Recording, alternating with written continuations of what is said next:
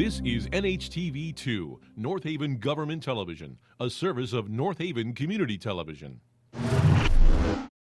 The following program is brought to you through the support of the Town of North Haven. I'm Yetta Alder, President of the Cheshire Chamber of Commerce, and thank you for attending this morning. I want to recognize that Mike Frieda is here, First Selectman of North Haven. Thank you for being here, Mike. Thank you to Ulbrich Stainless Steels and Special Metals for hosting our event this morning. The Cheshire, Quinnipiac, and New Haven Chambers all agree it is very important for our members that the Chambers stay connected with our representatives in Hartford. Therefore, we continue to provide platforms like this to keep our members engaged and informed. A few candidates could not be present today, but if we can share their contact information if you are interested. I would now like to introduce the CEO of Ulbrich Stainless Steels and Special Metals, Chris Ulbrich.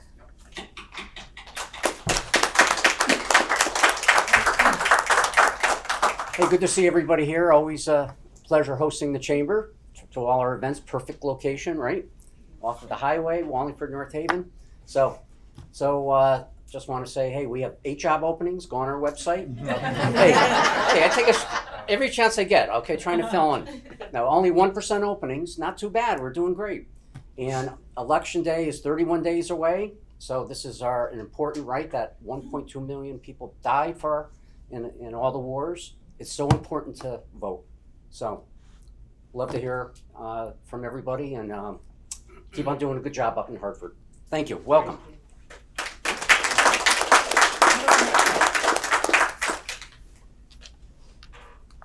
Thank you, Chris. And again, welcome everybody. I'm Ray Andrewson, the Executive Director of the Quinnipiac Chamber of Commerce, the affiliate of the Greater New Haven Chamber of Commerce. And we welcome you here to this beautiful facility in North Haven. Again, thank you, Chris Ulbrich, and this organization that is going to have a huge celebration in a couple of years of 100 years of being in business since 1924. So thank you for hosting, and thank you, Yetta, for participating as a Chamber of Commerce as we bond together to bring you important information from our lawmakers. So I'd like to introduce our panelists who are here, our 5 lawmakers here today. I'm going to go from State Senator Paul Ciccarella, who is here to your left, and also to my, actually to your right. We're going to go from left. I'm trying to get my direction since I'm looking out in that direction to you.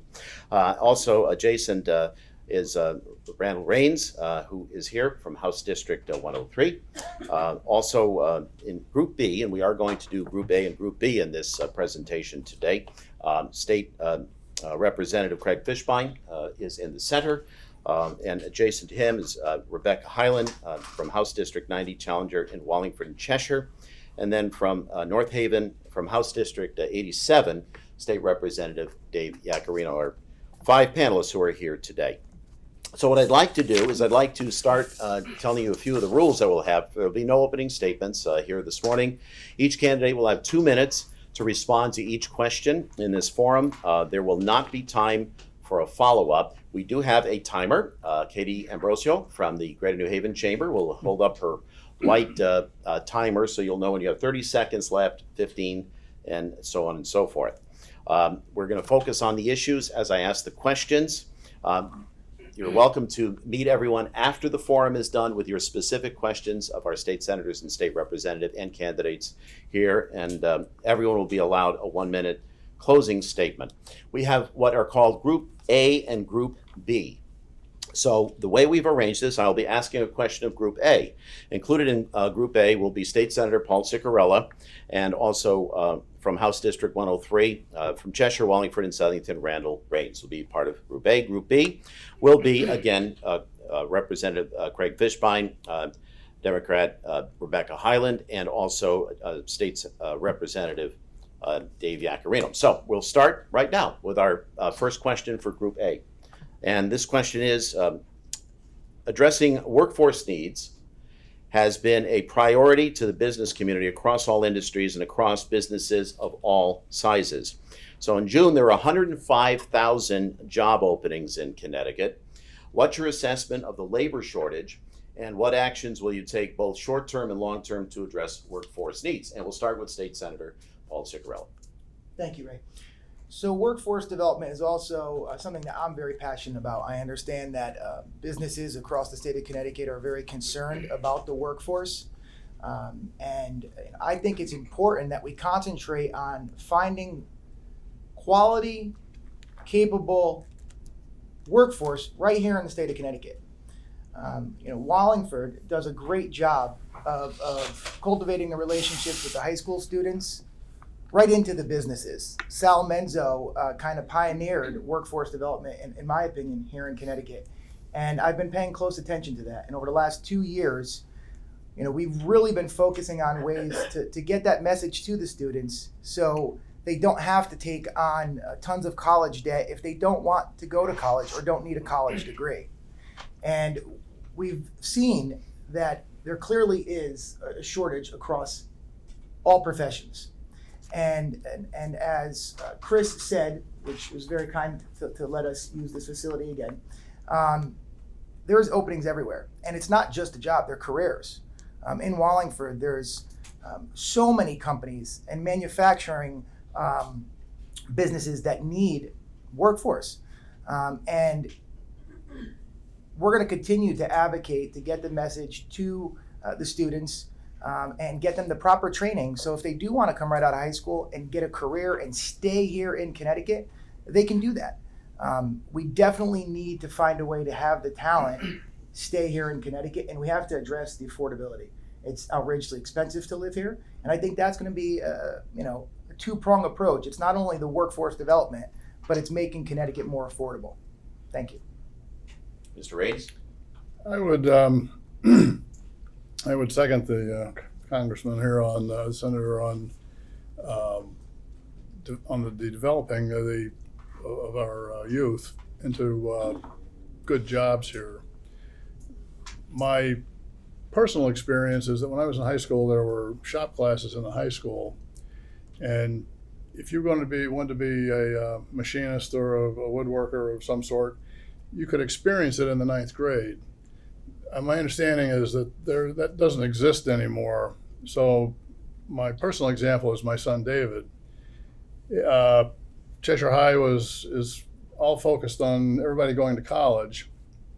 So he went to college, didn't like it, came back, became a plumber. But to become a plumber, he had to go to school at night. He had to work during the day, and it started after he graduated from high school. If he had been exposed to it in high school, then maybe he would have gone on sooner and not had to spend so much money on college, et cetera.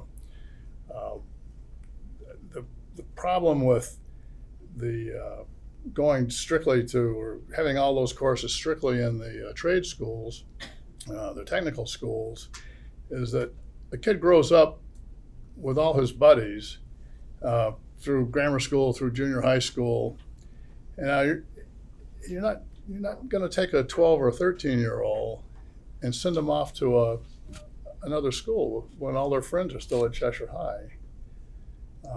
So I mean my point there is that we need to develop this workforce that we want in Connecticut. We need to develop it, at least give them a taste of it before they make career-wise decisions. Okay, thank you.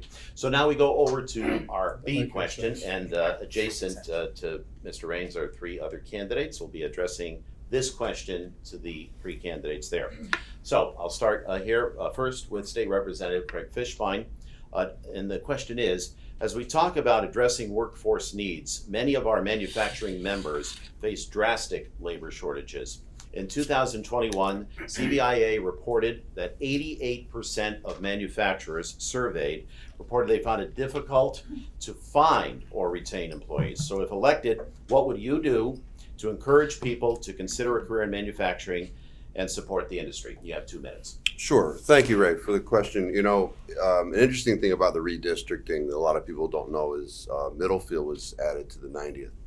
And what a lot of people don't know is that my family owns a factory, a manufacturing factory in Middlefield, Connecticut.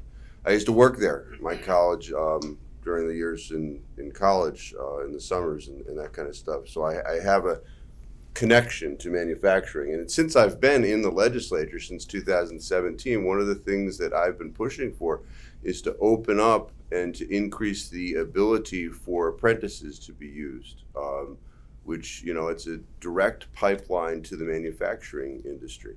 In 2019, when I was on the Labor Committee, very strongly advocated and pushed for increasing the amount of apprentices that one could hire.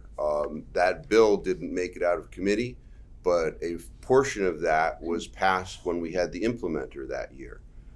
Just this past session in 2022, myself, Representative Iaccarino, the House Republicans, we pushed very strongly for pass-through entities to have a tax credit for apprentices that they use. And there was another bill that we had that reduced the number of hours that qualified for an apprenticeship tax deduction. Neither of those bills made it out of committee, but ultimately there was a bill that expanded the tax credit for pass-through entities. That was a Senate bill. Senator Ciccarello supported that. Unfortunately, it got out of the Senate at the end of session. It was May 30th. No, it was towards the end of session. It was like 4 days left to go in session. It never got called in the House. So we didn't get to vote on it in the House. But that's an area that is ripe, is apprenticeships and steering our. Thank you. Time's up. Great. Thank you. Thank you very much. Hold the thought. Rebecca Highland, you'll have 2 minutes. Great, thank you. So one of the things that we need to do to address the manufacturing job shortage is we need to look at what's different now versus what was different perhaps a few generations ago when manufacturing jobs were at their peak. Connecticut still has a higher percentage of workers going into manufacturing, representing something like 10% of the workforce, but that's nothing compared to what it used to be.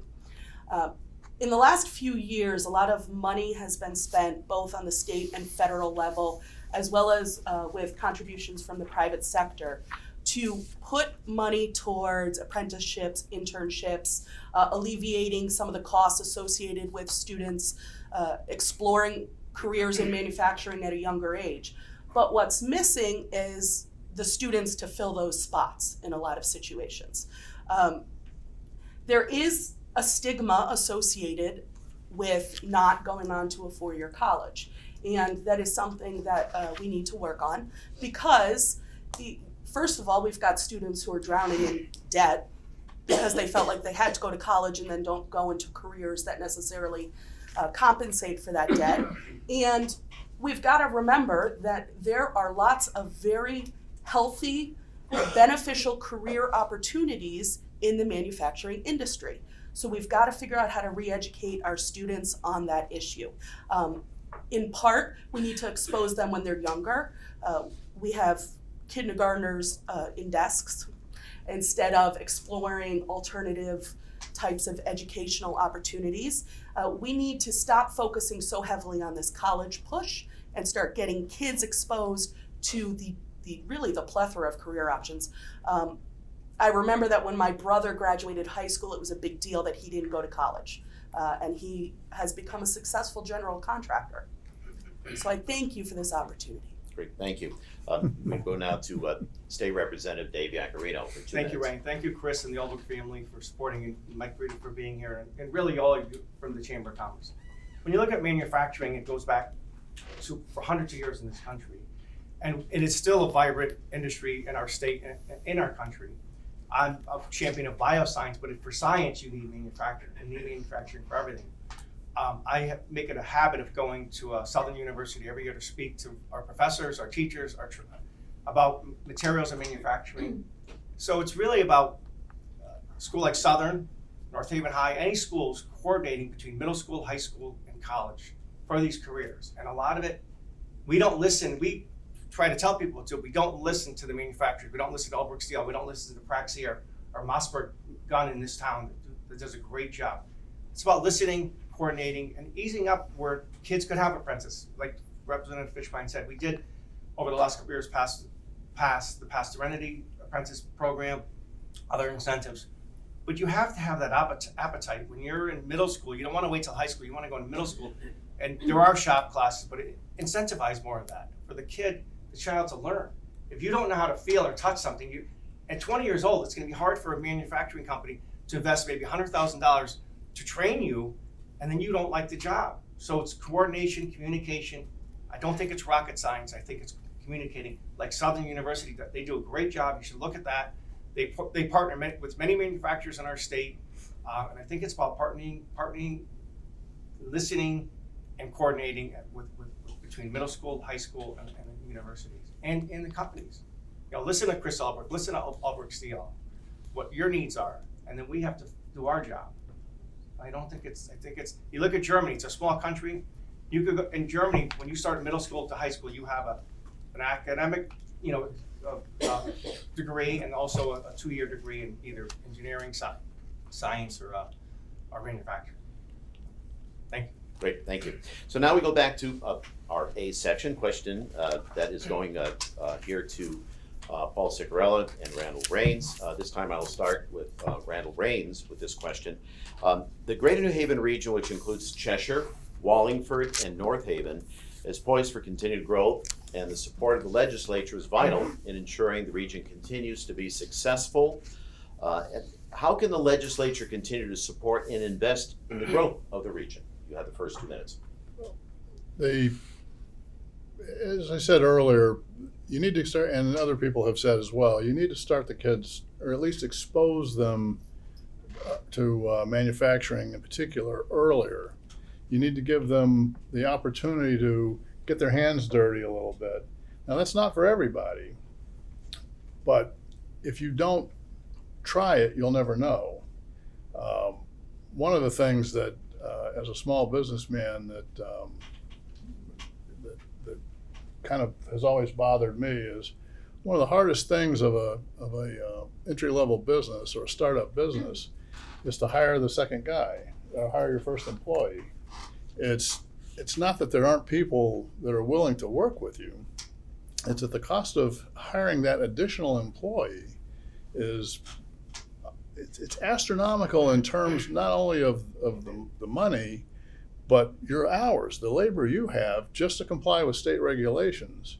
Workman's comp and the taxes and all those things. I'm not suggesting that you shouldn't offer workman's comp to your first employee, but if there's got to be an easier, less expensive way to do it. Now, right now, the typical way is to pay the guy under the table if you have a cash business, or perhaps make him a temp employee, that our temp agency will cover the overhead. But now your entry-level employee becomes very expensive. I should probably stop there. She's waving her flag at me. Oh, you have 30 seconds. Okay, in this case, we'll go over to the State Senator Paul Ciccarelli for 2 minutes. Thank you. We're lucky here in this region. In Cheshire, North Haven, Wallingford, we have really good leadership.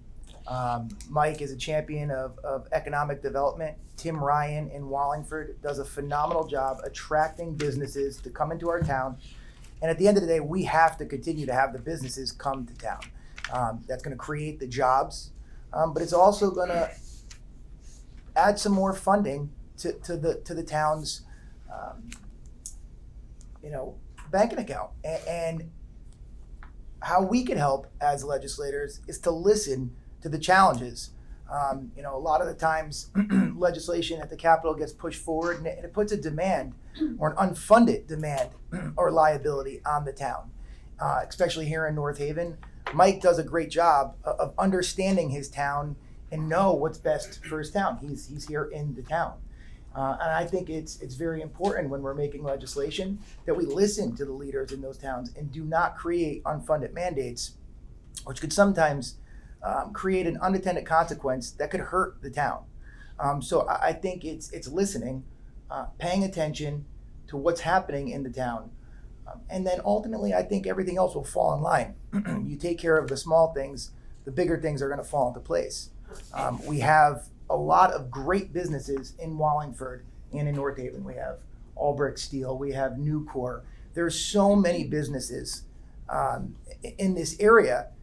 And I think that helps the chamber attract more members because if it's not affordable to do business or safe to do business in a town, they're not going to come. So I guess in short, it's supporting the town, listening to the town and understanding their needs and making sure that at the state level, we're not doing things that are going to negatively affect the town. And that's it. Great. We like attracting chamber members. That's Oh, a you good. like that. Yes, we do like that. And now we're going to our B question, our next question that we move. And I'm going to start in this particular question with Rebecca Highland, move to State Representative Dave Yaccarino, and then to State Representative Craig Fishbein. So this question is for you, Rebecca Highland. Many factors contributed to Connecticut ranking 9th in comparison to other states in cost of living. So in a World Population Review data report that just came out, prices continuing to rise. This issue remains prevalent among Connecticut residents. So how would you work to address the high cost of living, if elected? Sure. So cost of living is a context specific question. We can't look at it just as the high cost of living. We have to look at it now in 2022, soon to be 2023, post-COVID, and analyze what we can do to alleviate the needs of people who are struggling, which are a lot of people. In terms of the issue at the moment, we still have not fully recovered from the so-called Great Recession, where we lost quite a number of high-paying jobs, 100,000 and above per year. And we're being affected at the same time by the housing bubble that followed during the pandemic and has caused the housing prices to go through the roof. To navigate that mix, first we need to look at what people need: childcare. If we want workers to be reliable, if we want workers to be stable, if we want workers to be able to get to work, then they need to have childcare. We need to look at ways that we can alleviate some of those costs. One of the greatest misfortunes of the pandemic was how many households became single income households because people couldn't afford childcare or childcare wasn't available. The other issues associated with the cost of living in Connecticut, obviously, people talk about taxes. The problem with that kind of one-size-fits-all approach of just reducing taxes is it doesn't necessarily alleviate the problems for those in the middle to the lower struggling classes, because often the tax cuts aren't substantial enough.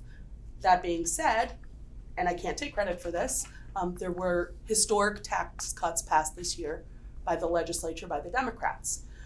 So we need to take a contextually appropriate approach. Thank you. Great, thank you.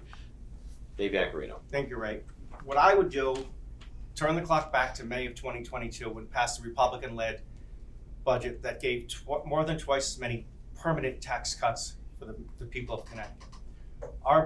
Yes, the Democrats passed $660 million, mainly one-year tax cuts.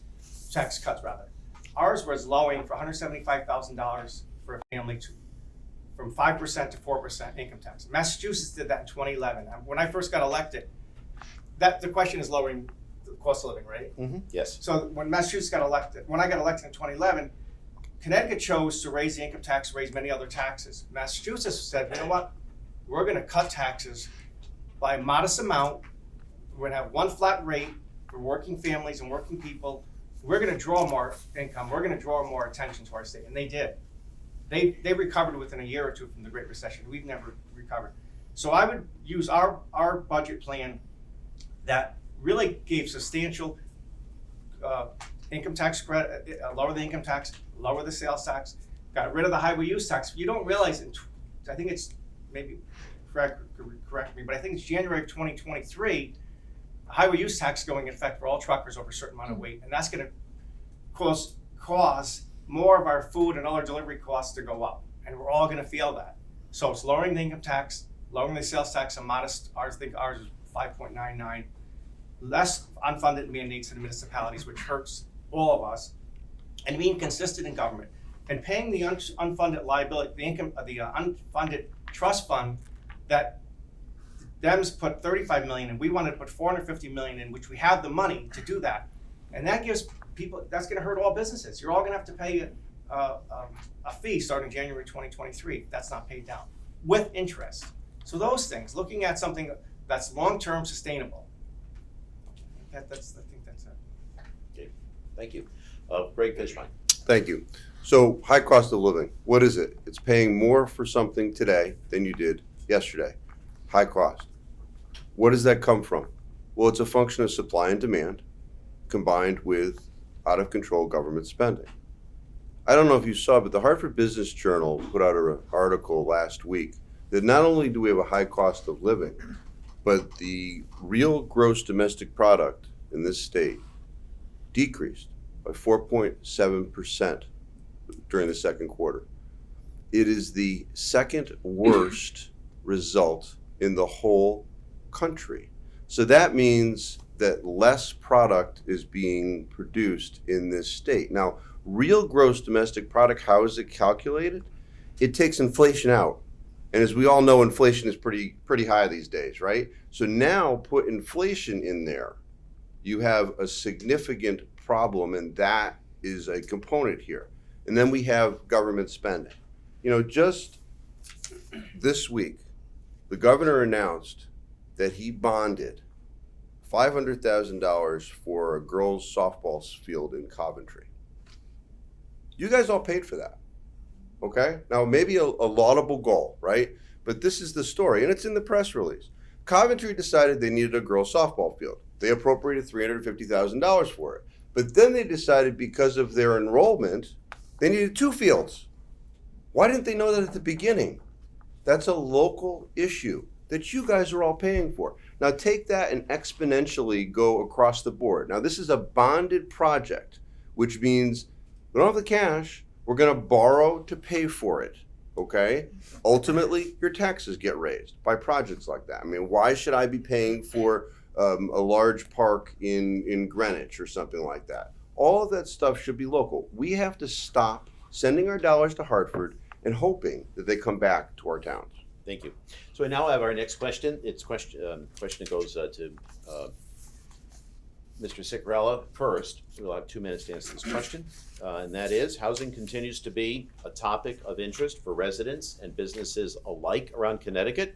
As we face the shortage of housing, the cost of rent is increasing and many barriers to home ownership in Connecticut remain. So how would you work to ensure that lawmakers address the housing shortage here in Connecticut? 2 minutes. Thank you. Over my last session, being ranking on housing, I have to hear a lot of the issues that are very serious when it comes to housing. There is a shortage of housing. It is extremely expensive for rent, but it's outrageously expensive to do business, to make these homes, to buy the material. You know, there's a lot of great ideas to find affordable housing. Unfortunately, we have to kind of attack the root cause. Building material is through the roof. Paying workman's comp, we were talking about, I heard another colleague up here talking about workman's comp and insurance. To conduct business, it is outrageously expensive. I think we need to make it affordable to do business, and hopefully the housing cost would come down. We cannot expect to pay more for the material, pay more for the labor, and then the house is going to be more affordable. It just doesn't make sense. So we need to address the first problem of making Connecticut more affordable. Another real issue when it comes to housing, and I know a lot of builders, is the red tape and time it takes to build a home. I was talking to a developer that started building 30 years ago. I'll have to be quick because I have 30 seconds. But it would take 6 months to a year to get a project approved to build a cluster of homes. Now it takes 6 years. And they have to now pay for attorneys, and they now have to pay interest for 6 years before even breaking ground.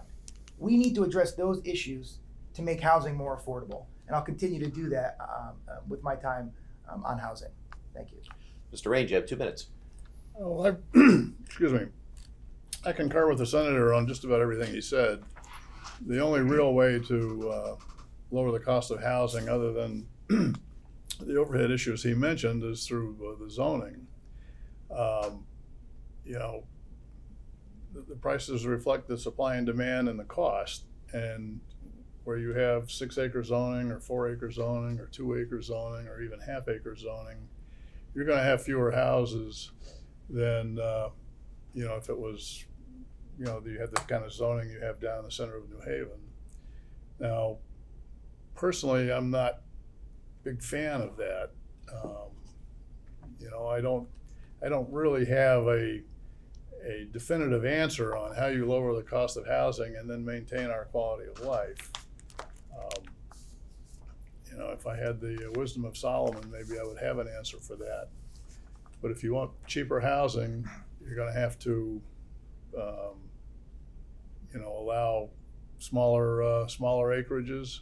You're going to have to allow taller buildings. You're going to have more apartments. You're going to have to basically turn Wallingford and Cheshire and Southington into many Hartfords or many Bridgeports.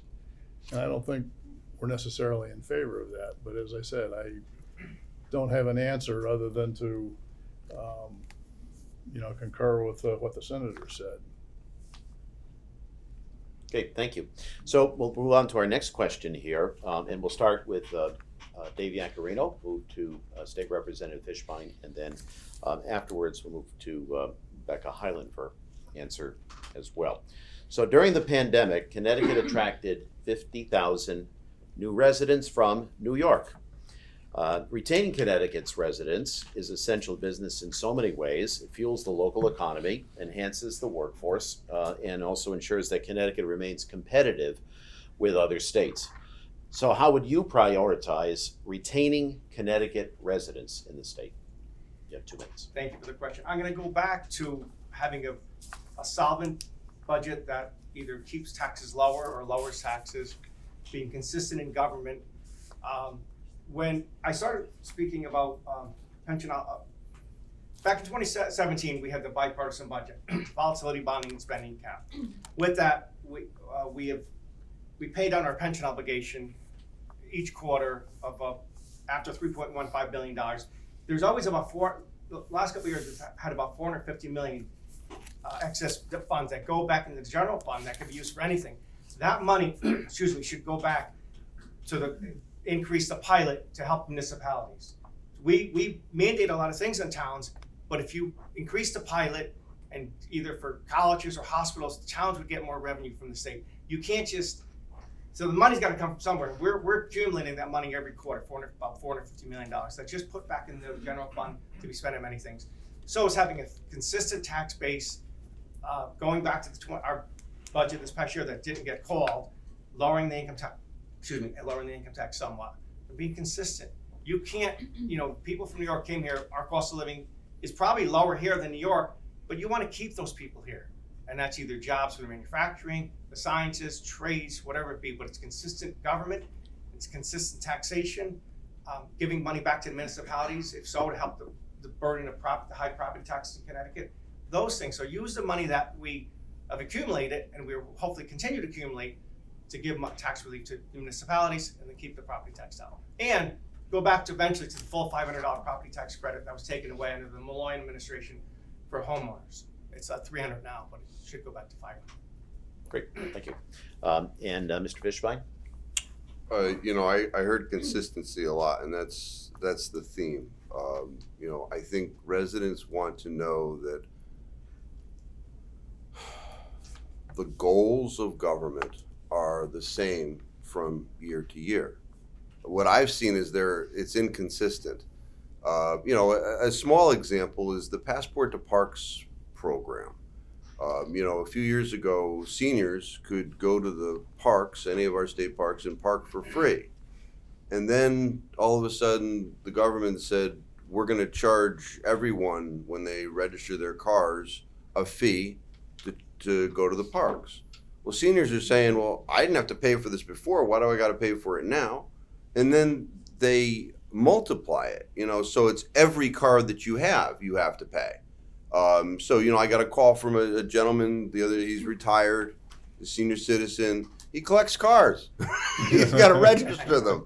Now he's got to pay 20 of these Passport to Park fees. I mean, do we really want to retain people? I want to. It's just a small example here. With taxes, we have a surplus, right? A surplus created by the Republican passed budget in 2017 because we put in certain spending caps and bonding caps and all of that stuff. But, over the summer, the diesel tax was increased. We wanted to go into special session to cut that tax increase. But we're saying to our residents, nope, even though we got a surplus, millions of dollars are coming into the state, we're going to raise the diesel tax. And what does that happen? Almost every product that we buy is transported by diesel to our stores. So now you got to pay the hauler more, and now we got to pay more for that product. What are we saying to the people? My time's up.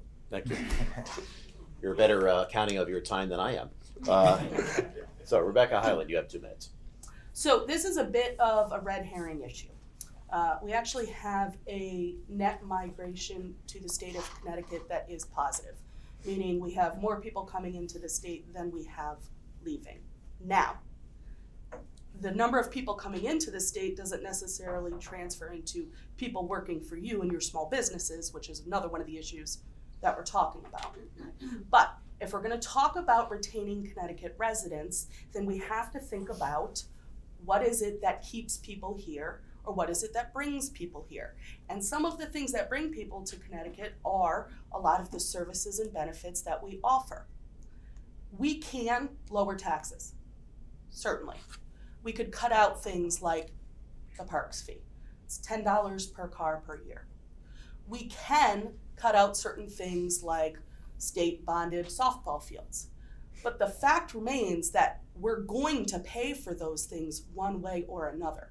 They're going to come out either of a person's personal pocket when they have to supplement what now is not being aided by tax dollars, or it's going to have to come out of business expenditures. There's a feedback loop here. So when we say lowering state taxes or lowering taxes at the state level is going to help us, what it helps is it helps the state legislature look like they're not the ones who are charging the taxes. But if you put it on the towns, then the towns are going to pay it. And if you take it away, then the people are going to pay it, and that's when the people are going to start leaving in mass exodus. So if we want to improve small business production, small business jobs, small business employees, then we have to look at what keeps people here. And that's a lot of the stuff that the state of Connecticut provides. That's why we have such a high quality of life index when we compare the state of Connecticut to other states. Thank you. So this next question will come back this way, and we'll first address this to Mr. Raines, and it's a transportation question. Transportation continues to be an opportunity for growth within the greater New Haven region, especially with the continued development of Tweed New Haven Airport.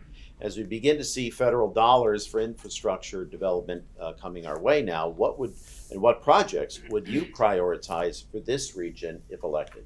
You have 2 minutes. Well, I think here in Connecticut, we're kind of caught between a rock and a hard place. You can't pave the whole state. I-95 in particular is getting wider and wider, but we can't, how many more lanes can we put on I-95? Now, I'm a bicycle rider. I ride 1,000 miles a year. I love to see everybody get on a bicycle, but that's not really practical in January and February. as healthy and good as bicycle riding is, that's not going to work. It might, Europe does a lot of that. Good for them. We can't do it here, at least not here in Connecticut. So, my and public transportation. Let me hit on that for a second. Public transportation is great, but I live probably 3/4 of a mile from the nearest bus stop. So, am I going to walk to the bus in February to get to New Haven? I don't think cars are going to be replaced anytime soon with public transportation. My feeling about infrastructure projects or transportation projects is that we need to maintain our roads. We need to upgrade, where appropriate, the roads, rails, air, that kind of thing. But eventually, maybe we'll be all working from home, and that'll make it easier. Great, thank you. Now, State Senator Paul Cicarella. Thank you. As we know, the infrastructure bill that is passed is going to bring some money to Connecticut. And just like the unrealized increase of cost of living created a tax income that we weren't expecting here in Connecticut. As other people said, more people were coming into Connecticut, people were spending money, and with those additional taxes, there was more money in our bank accounts. And we'll keep it kind of simple, like a small business would handle their finances, or a small home would handle their finances. When this money is coming into Connecticut, we have to make sure it's going to go towards the projects that need to be addressed. The transportation fund, when it was separate, was healthy, and it should have been put towards our transportation needs years ago. And now our infrastructure, our bridges are probably the worst in the country. And we have to address our transportation needs and the unsafe conditions of our roads and our bridges. And I just hope that we take advantage of this windfall or found cash from the government to address these problems. Because we had the opportunity to kind of take advantage of that extra money that we came across and find ways to reduce other spending and reduce taxes so we could attract more people to Connecticut. But instead, we found a way to spend more money. And I just hope that the projects that are going to be outlined and very important for the state of Connecticut and the residents, not only to get back and forth from work or to bring people into areas so businesses could have their employees and patrons of the businesses, but I just think that we have to make sure that money is going to actually go to the intended needs. And I just think that there has to be transparency and an understanding of where they are, and make sure there's accountability that money does go to where it is intended to go to. Thank you. So this is an attraction and retention question that now goes to our other three panelists. We'll start with State Representative Fishbein first. Attracting and retaining companies right here in the state of Connecticut is key to ensure that the state remains competitive. So if elected, how would you ensure that we are continuing to attract new business to come to Connecticut? We have to make Connecticut desirable to begin with. My being ranking on the Judiciary Committee, I have a lot to do with our courts, crime in Connecticut. And, I think people want to be safe. That's a fundamental. Everybody has a right to be safe. And, you might have seen a couple weeks ago, a report came out, Crime in Connecticut, 2021.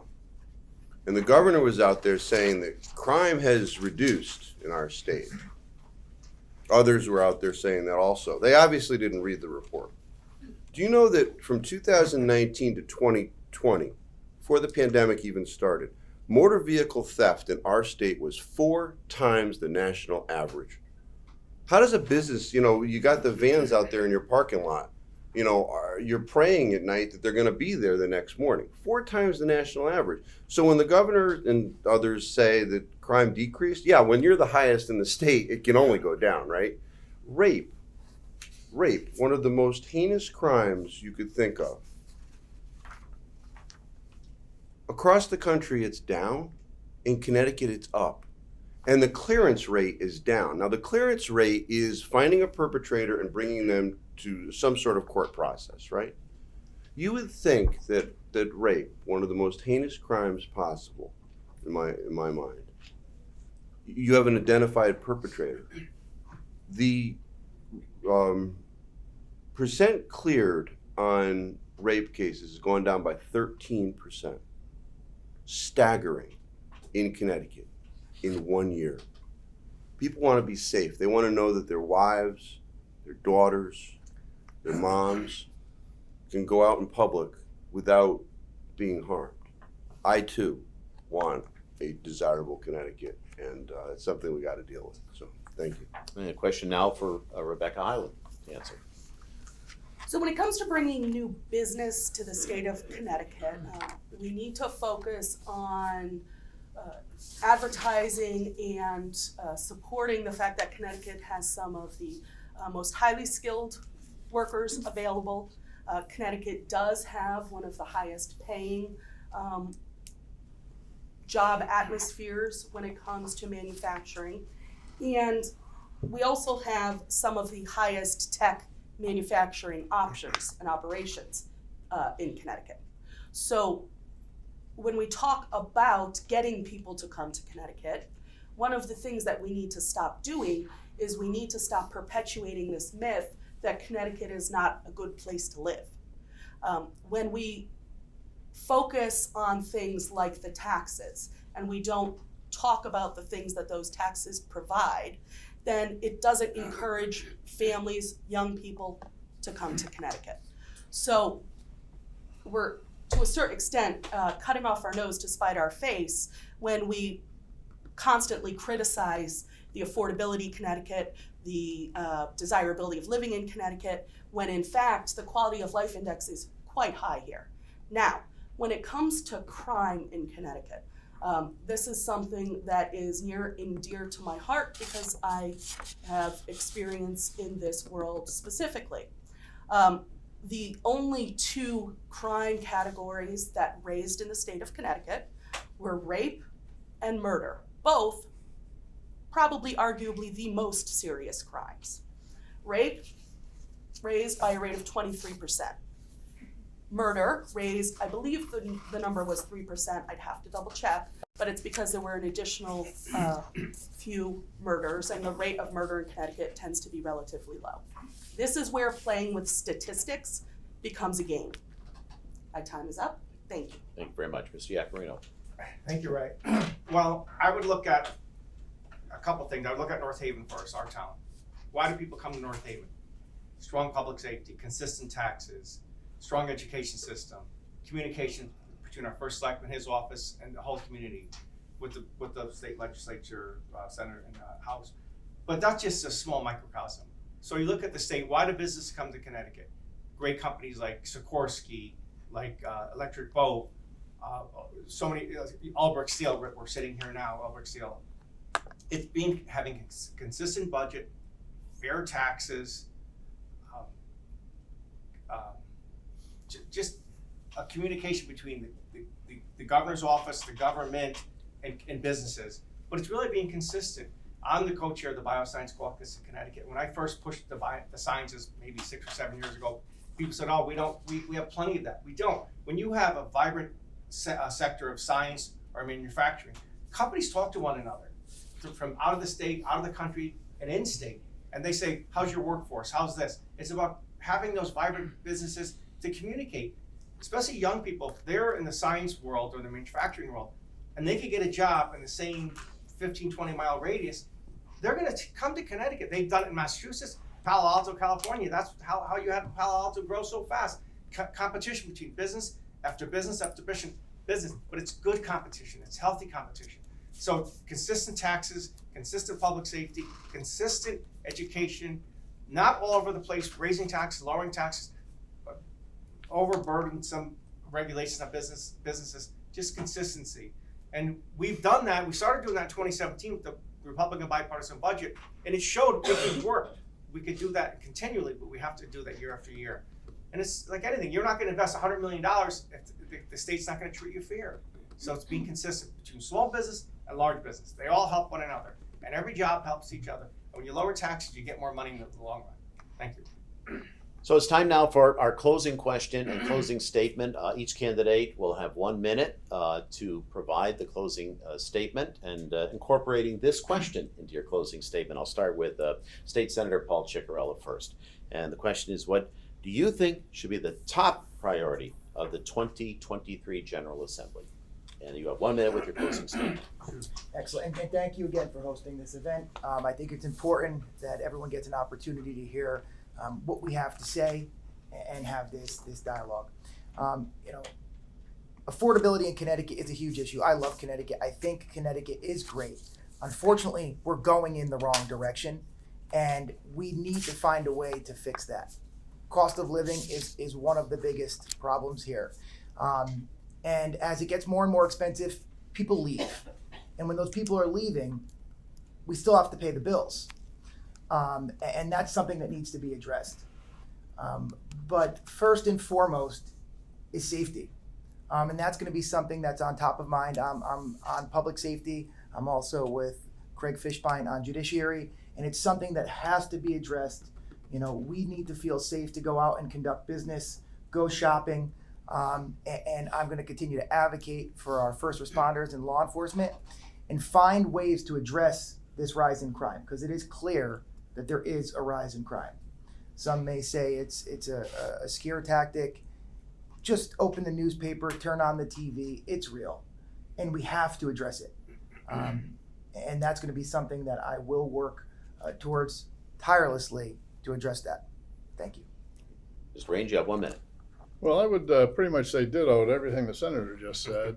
I too support the police.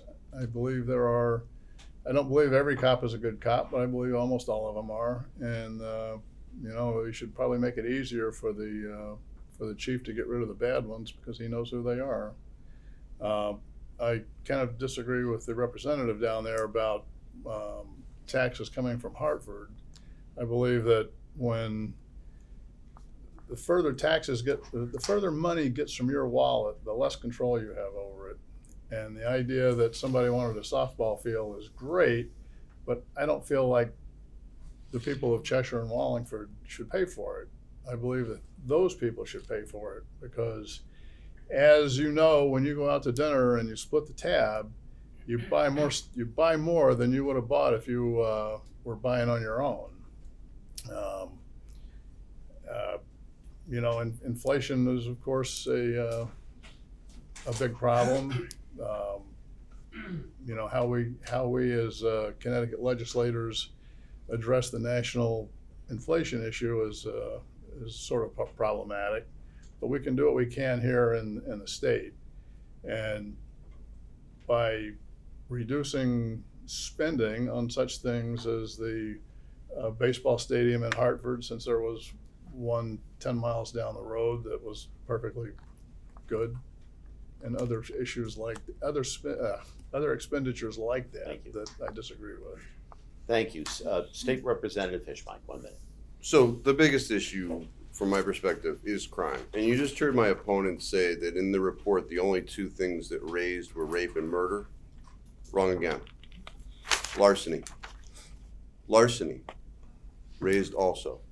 Simple stealing of things in our state over the last 2 years, up also. And the clearance rate is amazing on this one. Reduction in clearance rate. 2019, the clearance rate on larceny was 21.35%. Last year, 12.74. Almost half the clearance rate. What is that in conjunction with? It's the Police Accountability Bill. We've taken away the tools for police officers to do their jobs. As a result, larcenies are up, less cases are getting closed. It needs to be addressed, not ignored, addressed. Crime is very important. Something that I foretold. I saw it in California a year ago. The Democrats say lock your car, right? It's your fault that your car is getting stolen. Lock your car. Well, in California, they started that. When they started, now what they're doing, or what they have been doing, is smashing the windows. So you'll see in California, people are leaving their doors open. They're leaving their trunks open. And just this week in Connecticut, last week in Connecticut, I think it was Colchester. They did that. Thank you very much. And also, right now, we'd like to continue, Ms. Highland. I could not agree with Mr. Fishbein more that crime is something that needs to be addressed, and it needs to be addressed immediately. The difference is we need to address it effectively, and that's where our differences often lie. Look, we all want the same things, right? We want our families to be happy, we want our families to be healthy, we want them to be safe, and we want them to have opportunities to do better. But when we abuse statistics to our argumentative benefit, we lose the big picture. Okay? Rape up 23%, but we don't know why. Is it because reporting rates have increased? I don't know the answer to that, but I'm not gonna make proclamations based on not full informational pictures. The fact remains that the bread and butter of Connecticut obviously is our small business community and getting people back to work. Okay? When we distract from those issues with misinformation about crime, then we miss the point of how do we get workers back to work? How do we stop the labor shortage that is you as business owners are suffering from?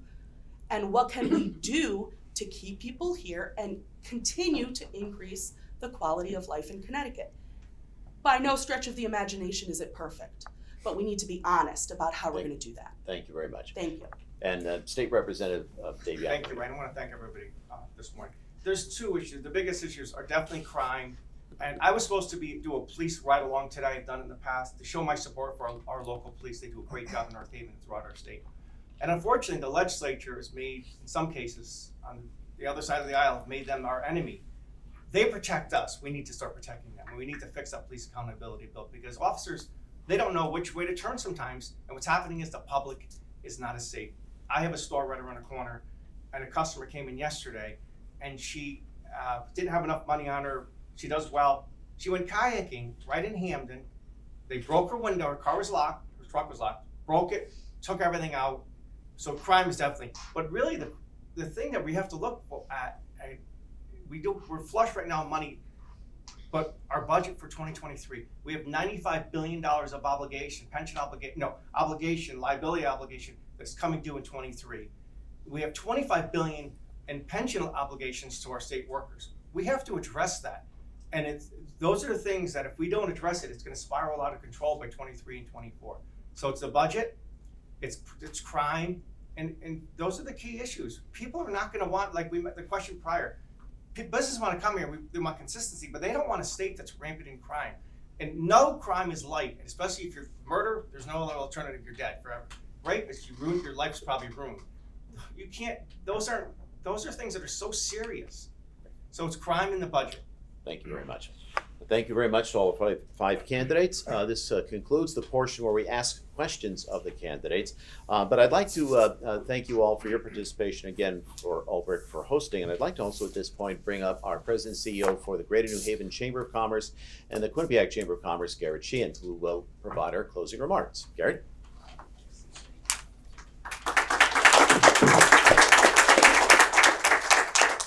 Well, thank you, everyone.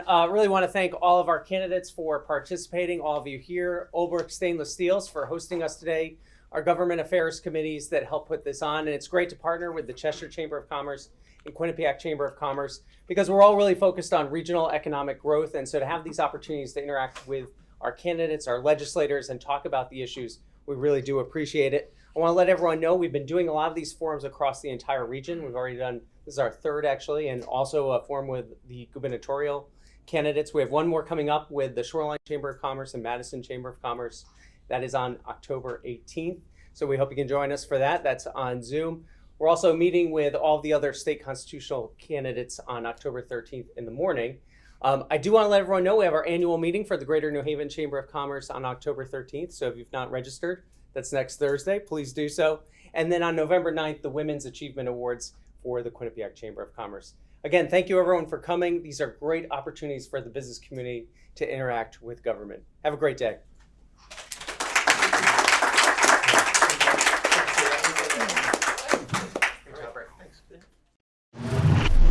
The preceding program is brought to you in part through a grant from the town of North Haven.